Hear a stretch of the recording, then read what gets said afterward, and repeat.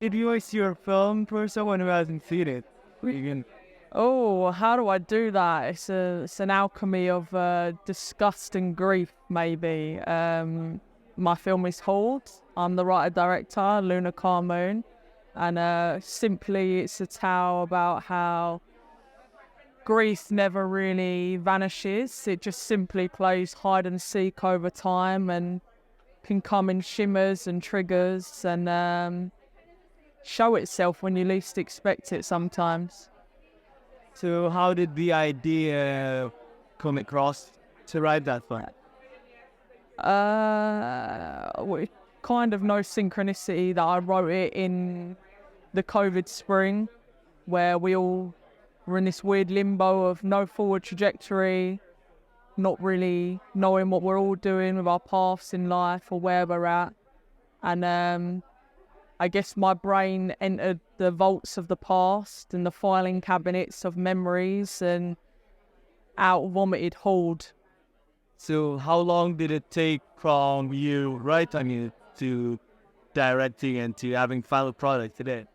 Well, I wrote the story in the spring of 2020. I wrote the script in the winter of 2021, and then I shot in the spring last year. And here we are. And now it's birthed in the autumn of 2023. So yeah, it's happened quite fast.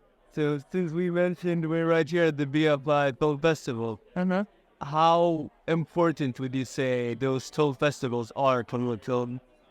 For my films, I mean, in general, LFF has done so much for me.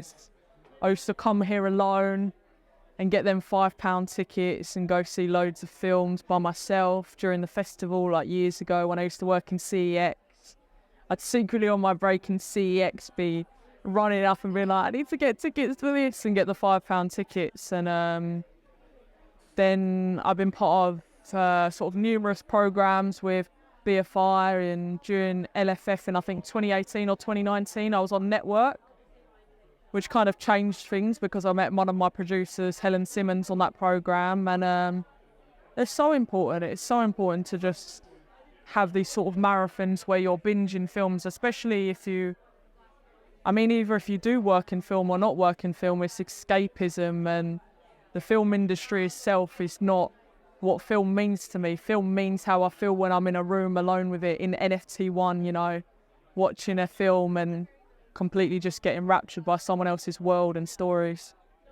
So what is one takeaway you'd say that you took from shooting the film? From shooting the film, you best be able to sleep. Are you having a limited cinema run or going straight to streamer?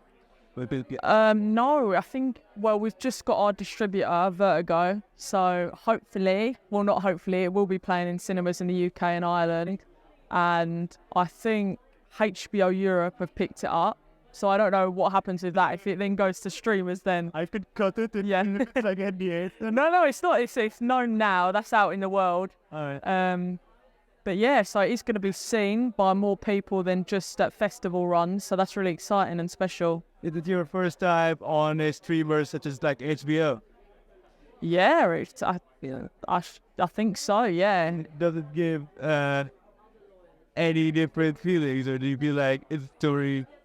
Obviously, you would love it to be seen in the cinema, but I also just think, you know, whoever's meant to find it will find it, and however they're meant to watch it, they will watch it at whatever time they're meant to watch it.